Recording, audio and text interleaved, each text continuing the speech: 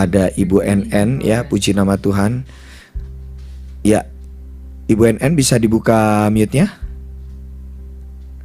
dibuka mic-nya. Shalom Bu. Shalom. Ya, shalom. Silakan Terima kasih. bisa saksikan kebaikan Tuhan tentang kesembuhan mujizat buat anaknya ya. Kenapa Bu? Ya. Silakan Bu, silakan. Kedengeran ya suara saya. Nah, ini lebih jelas. Ini lebih jelas. Tolong mic-nya deketin aja dengan mulutnya. Silakan Bu. Tuhan Yesus berkati. Terima kasih. Selamat malam untuk Ibu Eli, Pak Frans, dan PD Victory yang sudah memberikan kesempatan kepada saya untuk kesaksian pada malam hari ini. Saya ingin kesaksian tentang kesembuhan anak saya, Gracelyn. Saya sangat senang karena diberikan waktunya. Gracelyn lahir di tahun 2020 dan saat itu saya ingat saya memberikan nama anak saya dengan menyematkan nama Ibu Eli. Saya sangat senang berkenal dengan Ibu dan pada saat usia anak saya 18 bulan, saya didiagnosa anak saya Gracelyn sakit jantung bocor dengan mempunyai 2 lubang, sebelah kiri 4 mili dan sebelah kanan 6 mili. Saat itu kami sebagai orang tua, saya dan suami saya sangat sedih dan hancur. Kemudian kami harus membawa Gracelyn berobat jalan selama kurang lebih 2 tahun, dari usia 18 bulan sampai 2 tahun. Kami harus bolak-balik ke rumah sakit jantung, dan saat usia 2 tahun kami direkomendasikan ke Rumah Sakit Jantung Jakarta Matraman, dan kami bertemu dengan dokter jantung anak, dan di situ dokter jantung anak mendiagnosa lagi anak kami juga ada kelainan selain jantungnya, juga ada kelainan ADHD dan cerebral palsy, dan pada saat itu Gracelyn tidak bisa berjalan di usia 2 tahun. Saat itu kami hancur, tetapi kami tetap percaya bahwa Tuhan Yesus akan selalu menolong kami. Singkat cerita, di usia 2 tahun, Gracelyn harus menerima keputusan dari dokter bahwa pada saat usia nanti 3 tahun, Gracelyn harus segera dioperasi dan tidak bisa ditawar. Dan saat itu saya ketemu dengan dokter Gracelyn pada saat usia 3 tahun. Dokter memberikan jadwal operasi kepada kami. Dan singkat cerita, operasi berjalan pada tanggal tadinya 15 Agustus saya harus membawa Gracelyn ke Rumah Sakit Jantung Jakarta. Tapi ternyata ditunda oleh dokter. Gracelyn harus dioperasi pada akhir bulan Agustus.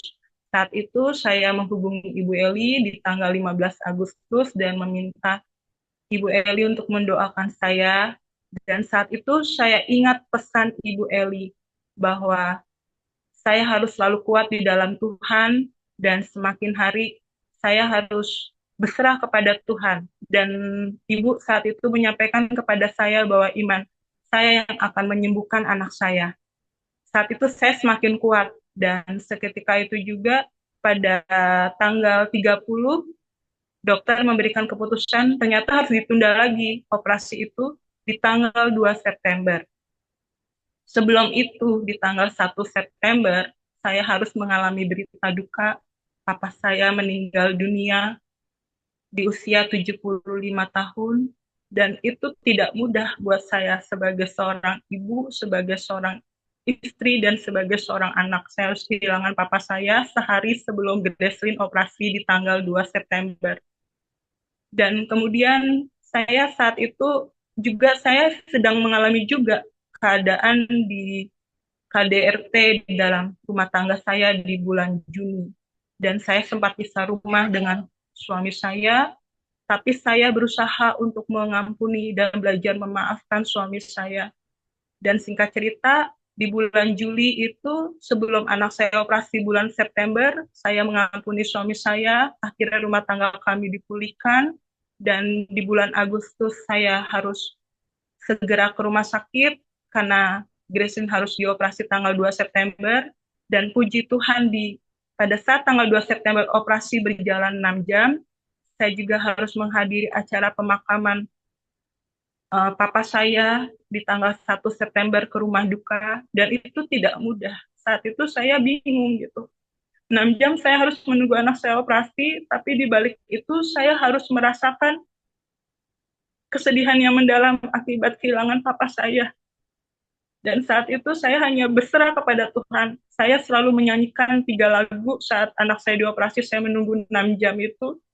Saya sempat shock juga, sempat dilarikan ke rumah sakit juga. Dan saya saat itu saya hanya berucap kepada Tuhan, saya menyanyikan lagu mukjizat itu nyata, dan Tuhan adalah Yesus penolongku, dan bagi Tuhan tiada yang mustahil. 3 lagu itu yang saya ulang-ulang terus pada saat saya menemani Gracelyn di rumah sakit. Singkat cerita, Gracelyn akhirnya keluar setelah dirawat di ICU yang tadinya menurut perkiraan dokter 3 hari. Ternyata cuma 1 hari setengah. Dan di situ saya benar-benar merasa plong dan lega. Saya merasakan Tuhan itu sangat begitu baik. Dan singkat cerita, akhirnya Gracelyn keluar dari ICU dan mengalami pemulihan. Dan di rumah sakit, Tuhan cukupkan semuanya kebutuhan kami, karena saat itu saya tergabung di dalam Little Heart Community dan Yayasan Jantung Indonesia. Dan Tuhan memberikan lagi keajaiban kepada kami, 1 sen pun biaya dari rumah sakit untuk operasi anak kami tidak ada tanggung, semua di cover BPJS, dan semuanya ditanggung jawabin oleh Yayasan Jantung Indonesia. Dan saya bersyukur saya juga diberikan donatur yang sangat baik, membantu kami, mulai dari kami perjalanan rumah sakit, akomodasi, semua kami ditanggung, dan itu semuanya karena kebaikan Tuhan. Saya sangat bersyukur dan bermimpi suatu saat nanti saya ingin bisa menguatkan hati-hati ibu lain di luar sana yang anaknya pada sakit jantung khususnya, dan untuk anak sakit jantung parah, supaya selalu diberikan kesehatan, kekuatan oleh Tuhan, dan selalu mengandalkan Tuhan. Pesan saya melalui kesaksian saya kali ini, bahwa semakin kita mengandalkan Tuhan, percayalah Tuhan pasti akan memberikan kuasanya, dan kuasanya itu nyata dalam kesembuhan anak saya. Dan saya bisa membagikan kisah ini untuk semua orang, bahwa Tuhan itu benar-benar berkuasa dan ajaib semuanya. Saya bersyukur saya bisa bergabung di dalam grup PD Victory. Saya bertemu dengan Ibu Eli 5 tahun yang lalu lewat Instagram, dan saya puji Tuhan, saya selalu dikuatkan dalam keadaan apapun setiap saya menghubungi Ibu Eli. Dan saya terima kasih karena PD Victory lah saya bisa menjadi istri yang baik, istri yang takut akan Tuhan dan beresponnya benar. Terima kasih, demikianlah kesaksian saya malam ini supaya bisa memberkati semua orang yang mendengar live Zoom malam ini. Terima kasih untuk Pak Frans, Ibu Eli, dan semua teman-teman. Iya, sebelumnya jangan dulu keluar dulu sebentar. Kita akan ini ya tanya jawab sebentar. Cukup cepat juga ini kesaksian di sini.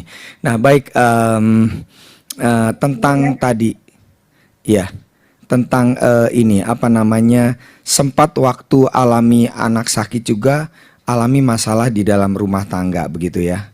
Nah, itu apa? Lebih ke masalah keuangan atau lebih masalah ke apa? Masalah rumah tangganya? Masalah keuangan, dan saya juga diganggu oleh pelakor suami saya. Karena suami saya punya masa lalu yang ya tidak enak lah, masih diganggu dengan masa lalu yang tidak enak itu. Tapi saya berusaha untuk selalu kuat gitu, karena saya merasa suami saya pas melakukan KDRT itu mungkin berada dalam tekanan emosi yang meledak-meledak, dan saya saat itu emang sebenarnya sudah punya keinginan untuk berpisah dari suami. Cuman Tuhan tidak mengizinkan itu, karena saya sempat juga depresi, sempat ingin melakukan percobaan bunuh diri, dan sebagainya, sudah saya lakukan, tapi Tuhan selalu menggagalkan. Dan saya belajar, karena saya dengar khotbah Bu Eli, saat itu saya belajar untuk, saya mendengar khotbah Bu Eli itu, saya ingat aja ada khotbah Bu Eli yang bilang, kalau kita berespon yang benar, kita harus belajar untuk mengampuni orang yang sudah menyakiti hati kita. Dan itu saya praktekkan untuk menjadi istri yang 3B itu. Saya praktekkan, dan saya selalu bersyukur sama Tuhan. Itu aja Pak Frans. Oke, nah sekarang masalah keuangan juga sudah dipulihkan oleh Tuhan ya tentunya. Berangsur-angsur dipulihkan sama Tuhan karena kondisi keadaan rumah tangga kami sudah mulai pulih sejak anak saya Gracelyn sembuh dari operasi jantung. Oke, nah ini untuk biaya selama operasi apa segala macam itu akhirnya bisa terpenuhi semua. Kami sebenarnya tidak ada biaya saat itu, tetapi Tuhan memberikan keajaiban. Saya dikirim para donatur yang menolong saya dan suami saya, dan juga untuk biaya operasi itu ternyata ditanggung sebagian oleh Yayasan Jantung Indonesia dan Little Heart Community dan Wow. BPJ. Berikan tepuk tangan dulu bagi kemuliaan nama Tuhan. Tuhan masih tolong juga ya untuk masalah biayanya. Nah, sekarang kondisi paling terakhir apa anak dan apa proses selanjutnya untuk apa namanya pengobatan atau mungkin apa rawat jalan atau seperti itu ada masih ada? Ada, masih ada, tapi terapi-terapi untuk dia jalannya, tapi saya cuma percaya itulah kuasa Tuhan ya. Anak saya yang tadinya saya berpikir dokter mendiagnosa bahwa dia cerebral palsy. Jadi harus pakai alat bantu khusus untuk anak saya bisa berjalan. Tetapi ternyata tidak. Tuhan tidak memberikan itu dan anak saya sekarang bisa berjalan normal tanpa alat bantu walaupun tidak tidak seperti orang normal pada umumnya, tetapi saya bersyukur dan itu suatu suatu apa awal yang baik menurut saya. Sebagai seorang ibu, saya melihat pertumbuhan anak saya. Sekarang anak saya sudah mulai lancar bicara, yang tadinya tidak bisa bicara sama sekali, cuman hanya bisa ini sampai usia 3 tahun. Dan Tuhan memberikan keajaiban itu setelah anak saya operasi. Puji Tuhan banget. Makanya saya bersyukur saya dikasih anak spesial. Dia pun berkebutuhan khusus, tetapi dia adalah membuat saya termotivasi untuk saya selalu sabar dan kuat. Karena saya selalu mengandalkan Tuhan. Saya selalu berdoa kepada Tuhan. Jadi makin hari, makin step by step, Tuhan semakin memulihkan anak saya. Pak. Wow, puji nama Tuhan. Ibu punya komunitas khusus mungkin untuk bisa saling menguatkan begitu ada? Memang ajaib banget gitu untuk anak saya. Iya, ada komunitas khusus, Bu. Sorry, bisa dengar suara saya. Komunitas khusus untuk maksudnya Ibu bertumbuh di dalam imannya? Saya bertumbuh di dalam gereja, ada di sini GBI, dan tapi saya setiap ikut persekutuan Ibu PD Victory Ibu Eli, saya selalu ikut Pak. Walaupun saya harus pergi ke ikut ibadah Ibu Eli, saya selalu membawa anak saya. Dan itu menjadi ciri khas kalau saya pergi ke tempat Ibu selalu bawa anak. Oke, jadi bertumbuh ya di PD Victory benar-benar bertumbuh ya imannya ya. Bertumbuh sekali. Bu Eli banyak menguatkan saya sampai detik ini. Wow, tepuk tangan dulu bagi kemuliaan nama Tuhan. Ya, itulah fungsinya punya komunitas begitu ya. Punya orang-orang untuk yang bisa diajak sharing. Pertanyaan terakhir ya dari saya, pemulihan dengan suami. Sekarang apa yang selain akhirnya apa namanya dapatkan mujizat juga tentang kesembuhan, yang dengan suami bagaimana pemulihannya sampai sekarang apa yang dirasakan? Ya, kalau suami sih memang belum bertobat sepenuhnya ya, Pak. Tetapi saya cuma hanya punya iman sebagai istri. Suatu saat suami saya pasti akan berubah. Seperti yang Ibu Eli pernah katakan kepada saya, suami limited edition. Jadi saya harus sabar untuk menanggung semuanya. Karena saya bersama Tuhan. Saya hanya percaya Tuhan makin hari memang makin memulihkan kondisi suami saya. Bahkan keuangan suami saya, kami sudah mulai berkomunikasi lagi, menjalin hubungan dengan yang baik. Karena katanya Bu Eli, saya pernah ingat bahwa kelakuan kelakuan kita sebagai istri akan memenangkan suami. Jadi saat ini kelakuan saya yang merubah saya untuk supaya dilihat suami lebih baik dan suami merasa dia harus juga berubah untuk jadi lebih baik.